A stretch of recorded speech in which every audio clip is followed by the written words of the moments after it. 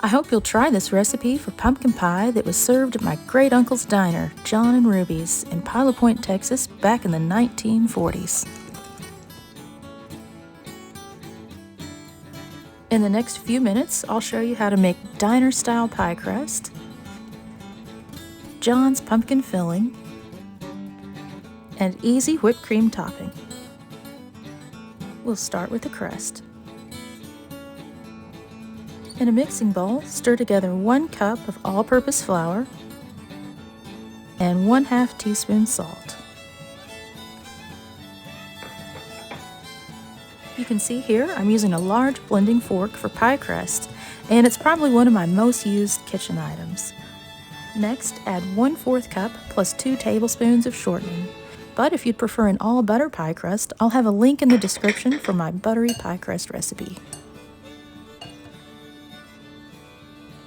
The trick to making a tender, flaky pie crust, try not to overmix the dough. Cut the shortening into the flour until you see pea-sized crumbles. Most recipes call for chilled water, but this recipe uses 3 3/4 tablespoons room temperature water. Drizzle in the water and mix just until barely combined. When the dough starts to come together, you can use your hands to press it together the rest of the way. You can gently flip the dough over and press the remaining bits of flour into the dough.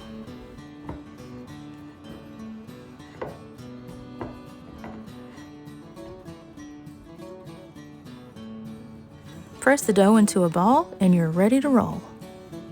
Or wrap in plastic wrap and store chilled in the refrigerator a day ahead if you need to.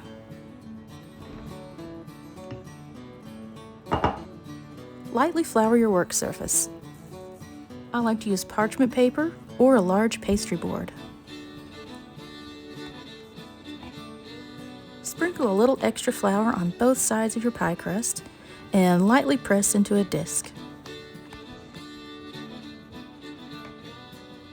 Add a little extra flour on top and begin rolling your pie crust from the inside out towards the edges.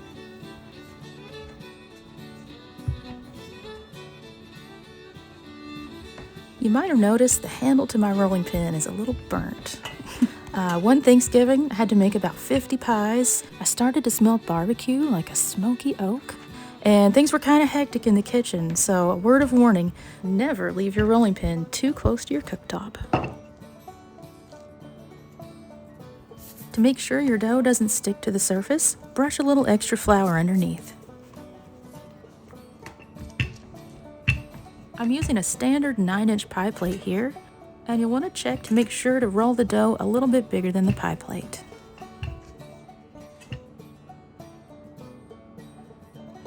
Now to transfer the dough to the pie plate, I like to just pick it up and throw it into the pan.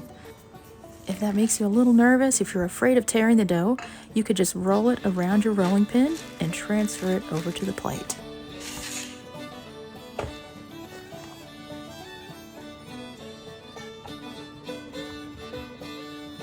Try to center the dough the best you can, and if you have a little wrinkle or a little rough spot, it's not a problem, just press it out. If you have a little extra dough on one side, just tear it off and add it to any thin areas. Make sure to press the dough against the sides of the pan.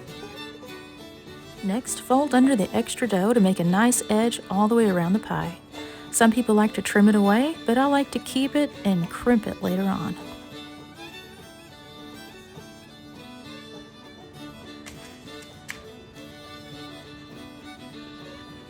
Press and even out the edges just a little. Next, we'll crimp the edge with our thumb and finger. Just pinch and twist, and that seems the easiest for me. Some people like to use a fork or a spoon and make a decoration around the edge. Just try whatever's easiest for you.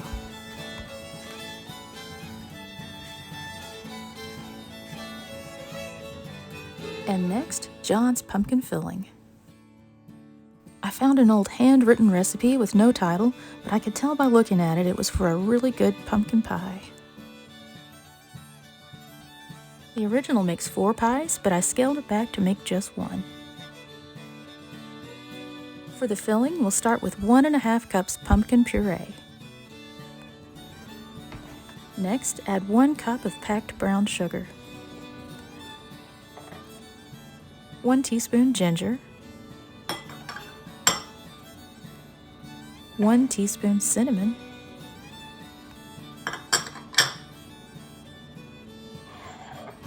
1/2 teaspoon salt, and this is one ingredient that I've added to the original, 1 tablespoon of all-purpose flour. It adds just a little extra thickness to the pie. So you'll notice this doesn't call for pumpkin pie spice. There's no cloves or allspice or nutmeg. It really lets the pumpkin flavor shine through, and I think you're gonna like it. And for the next ingredient, 2 tablespoons of molasses. Not many pumpkin pies call for molasses, but it adds a little something special.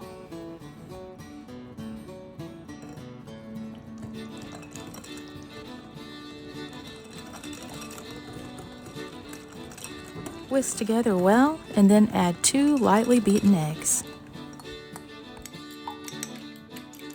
If you really love pumpkin pie, be sure to check out my other recipes, honey pumpkin pie and world's best pumpkin pie.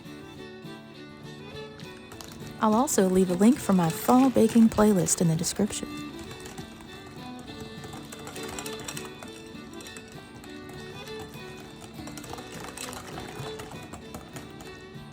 And the last ingredient, 1 cup of evaporated milk or whole milk. And I decided to use evaporated milk.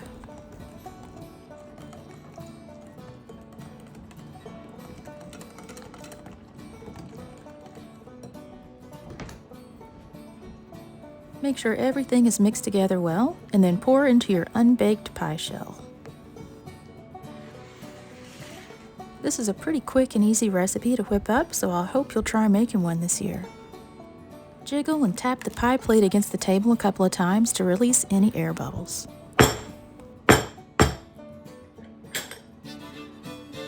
Use a fork to remove any extra bubbles that still remain. And now for the fun part, it's time to bake your pie. Bake in a preheated 425-degree oven for 15 minutes, then reduce your temperature down to 350 and bake for about an additional hour. You may need to add a foil pie crust shield around the edges halfway through baking to prevent over-browning. When a knife comes out clean, it's all finished baking. Allow your pie to cool completely before serving. It's really delicious on its own, but why not add a little homemade whipped cream topping? In a chilled mixing bowl, whip together 1½ cups heavy cream, 1 teaspoon vanilla, and a ½ cup of sifted powdered sugar. Beat together on high speed until it's nice and thick, and then chill until ready to serve. Add a nice big dollop of cream on top and sprinkle with a little extra cinnamon and ginger. My family and friends all agree this is probably one of the best pumpkin pies they've ever had. If you'd like a printable recipe, visit my website at doublestopbakeshop.com. Do you have any good diner memories? Let me know in the comments. I'd love to hear about it.